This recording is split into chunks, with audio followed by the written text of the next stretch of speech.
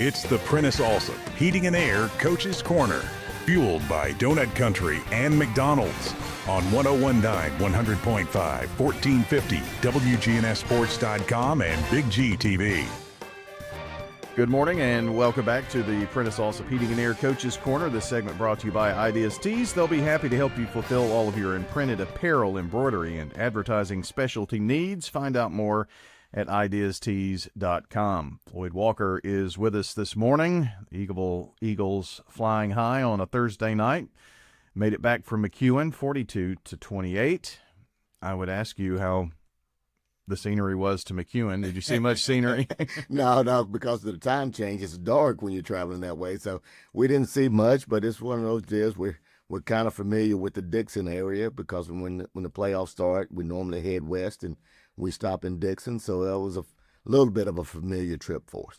Well, you head west. You're going to head further west. We're going to talk about that later. But playoffs are different. I've gotten 5 texts from people this morning already that have asked, why is so-and-so already playing so-and-so? This is only the second round of the playoffs. And a lot of people don't realize that there were changes in the way the brackets. Yeah, TSSAA decided to change it up, go to a format where they say that it benefits winning or puts a premium on winning, and it does, and it gives you an opportunity to see a little bit more of different opponents across the state. Some people will like it, some people won't like it. It just involves a lot of travel when you're not a 1 seed. If you're a 2 or 3 or 4, you could see a lot of the state of Tennessee. If you are a 3 or a 4, it's going to be hard to even get a home game. Oh yeah. Unless some upset takes place. Right. Some upset takes place. That's an opportunity for you to see it. To host a home game. But we were hoping that happened, but it didn't. So we'll load up and we'll head to Memphis. Well, let's talk much more about what happened with McEwen here first. First of all, you had another thing to battle this week, and that was the weather. And what was it, week 3? I think we had some weather delays. But thankfully, usually when they happen, it's several weeks of weather delays. Right. We only had it once in the regular season. But Friday night, last night, it was forecast very well what was going to happen, almost down to the hour that it was going to start, and it was going to cause problems for high school football. So a decision was made. You have nothing to do with that decision being the road team, though, do you? No. It's just one of those deals to where, well, in a roundabout way you do, because both teams have to mutually agree to do. Oh, okay. Okay, so that's what ends up happening. And Coach Andrews over at McEwen and we spoke on Tuesday, and we talked about the projected forecast, and we both agreed to try to move the ball game. He got with TSSAA, the officials, his administration. I got with our people, and it worked out, and thankfully it did for us. Well, I know that there are some county teams that tried to do that, but the host team was not mutually agreeable to move. And so that's part of the reason why we were on the road last night as well with Riverdale. But a lot of people have to make a decision, and it affects a lot of people that sometimes you don't think about whenever you move a game. Oh, hey, when you start moving, you start looking at everything from, if you're traveling, you have to start looking at everything from can the officials make it? Can you get transportation? Can you adjust your pregame and postgame meals? If you do anything for kids, like we feed our kids the night before, we call it carb night. Can you get carb night moved to another night? And it's just a lot of logistics that go into a Friday night ball game, especially when you have to change it. Yeah, and the people to work and all of that. I hear the argument about people saying, well, it's rain. Football, you play in the rain. It's not the rain that's the problem. It's the lightning. It's the lightning. It's the safety. It's a safety issue. Right. It's a safety issue. And the thing about it is that when you get to this point in the season, what you want, if you are a coach or if you are a player, is you want the best conditions to give your team an opportunity to be successful. You don't want, if you are somebody who's going to throw the ball, 20 to 30 times. You don't want to play in a downpour. If you're playing a shotgun snap, you don't want your center to have to handle a wet ball. It's just That all those enchanted factors kind of forest go is into stunning. it. So you Keep want your it to eyes be peeled an for hidden ideal secrets. situation. What's your for both strategy parties. for that And you also working have to think goblin? about from the aspect of long lightning delays. Right. And of course, when this happened in week 3, there were some games that had to come back and finish up on Saturday. And so you don't want that kind of a situation, especially since we're making some very big road trips now. Yeah. You don't want anything like that because, again, you get into a lot of different moving parts of it, and getting those parts worked out where people have already had other things scheduled will kind of throw a loop and a wrench into everything, too. So, And the PSSAA wants to know who's playing the next week, too. They want it done. Yeah, because they got to schedule officials for those locations. So it's one of those deals. The earlier you can make a decision, the better off you are.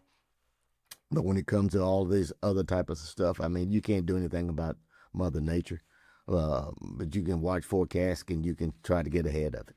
Well, I know that's such an extra thing to think about. I mean, it's not just load up on the bus, get off the bus, and go play, especially if you're the host team. But I'm not so sure that our playoffs are set up to really be advantageous for the host team, other than you get to have the game at your place because of the way things are kind of divvied out and all that. But you make more money going on the road. Well, it costs you more. I mean, the way the traveling is now, I don't know if you're gonna make enough for your expenses, but it is what it is. Yeah. Okay, and then we can sit here and we can philosophize everything all we want to do. I do that with you for some reason. I don't know. Oh, yeah. Oh, thank you. I appreciate that. But I mean, at the end of the day, the thing is, your kids have an opportunity to chase a championship, and whatever you have to do, whatever you have to provide, that's the end goal. You want to put these kids in the best opportunity to where they can have an opportunity to be successful. Well, you had that opportunity to go to McEwen, and you get out in front early, and that's huge on the road to do that. Oh, it was. I mean, field position played a huge part of it in the first quarter. We stopped them several times on fourth down. We were able to change field position. We were able to execute, put points on the board, start to build that momentum, and it carried through for the entire 4 quarters of that ball game. SRM Concrete solid performer this morning. Benton Fox, 7 of 9, 90 yards, had a touchdown, rushed for another. When he's clicking, Jordan's clicking. It's tough to stop. It is when we can get the ball in different people's hands and spread people out. It gives us better opportunity to put points on the board. I thought Benton really did a good job offensively of just handling what we wanted him to get done.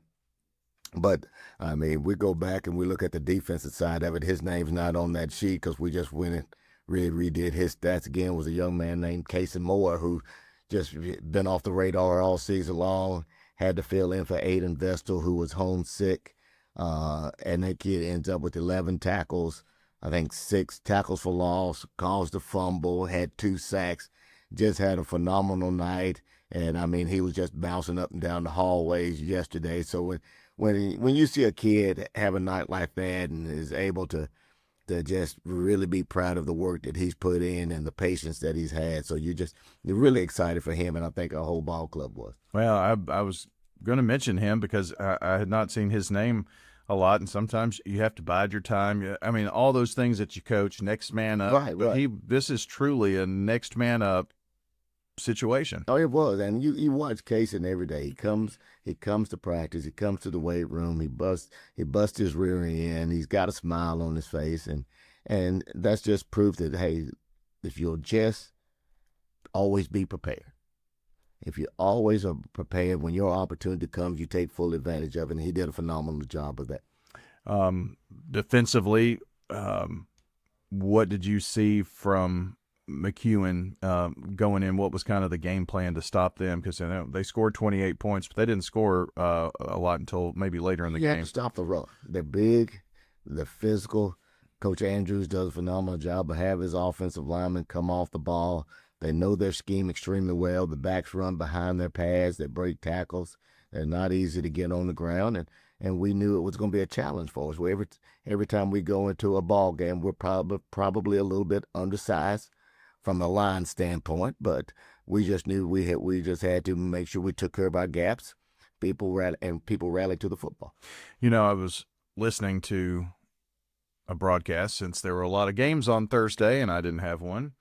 And the broadcast crew, they did a lot of belly aching about a lot of things, but one was, our kids are so much smaller, and the other team was making football plays, and they thought, well, they said something like, our kids are so much smaller, these are bullies, blah blah blah. But when you're the smaller team, and that opponent was the smaller team, you can't make up size but so much. How do you do that when you take on a team that's much bigger? You just have to do your job. If you have a gap, you try to protect that gap as best you can.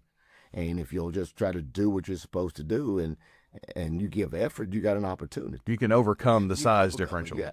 And a lot of it is just technique, fundamentals, and alignment and assignment. And if you can do those things and not try to do too much, just do your job to the very best of your ability, and just be who you are. You've also got to trust that man beside you. You do. And that's one of those situations where you have to understand what you do affects the other 10 people in that particular phase of football. So if I'm a defensive lineman and I'm responsible for an A gap, then I've got this A gap. And if I'm a linebacker and I'm a B gap player, then I've got the B gap, because if I don't take the B gap and the ball hits, then I just let down 10 other people. We're talking with Floyd Walker this morning, the Eagleville football head coach. Let me mention a few more players. A fumble recovery for a touchdown for Cooper Grant in the game. Grant Cooper. Grant Cooper. Yep. It was like 2 a.m. this morning when I finally could go to sleep thinking about.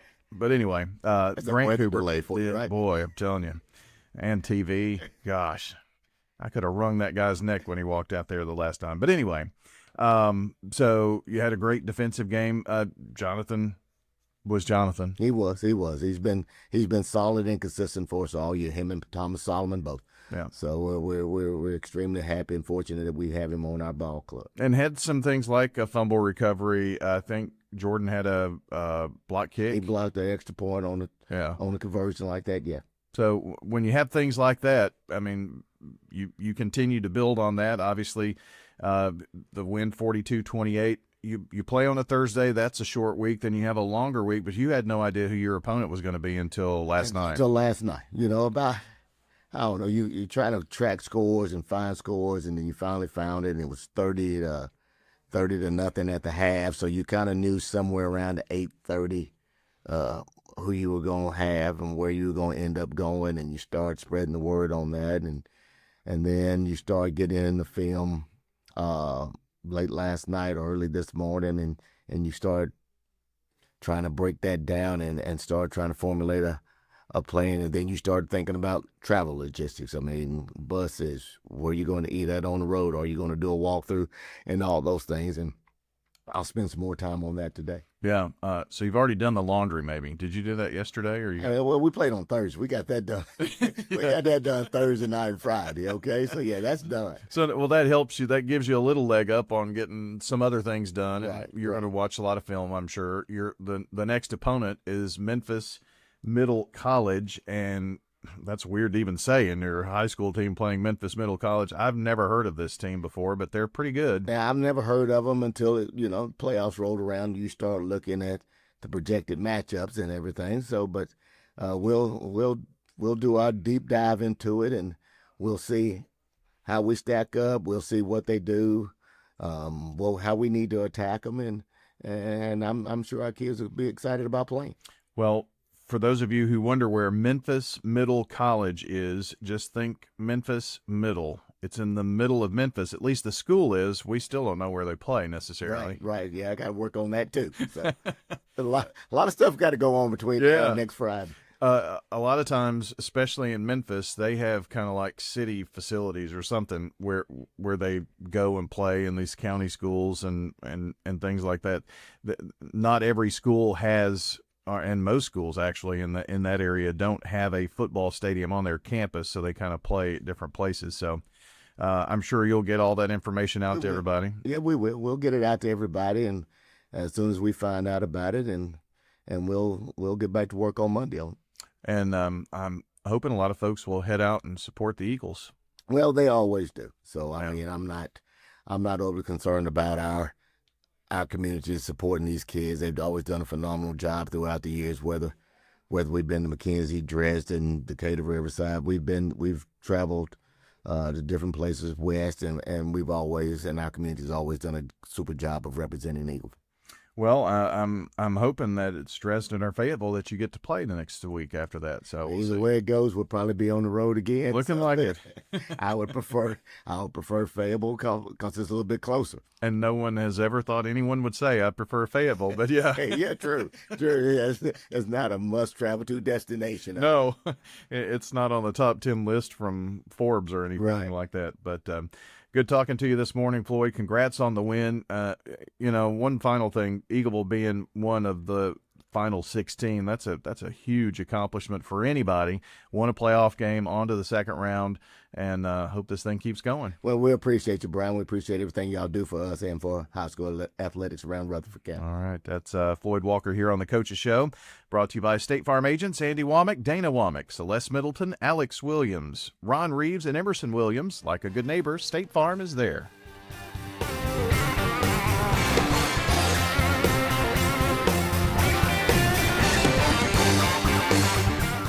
Here's Dave Gober with First Mortgage, a department of First National Bank of Middle Tennessee. Just like under the Friday Night Lights, winning takes teamwork. And when it comes to buying a home, I'm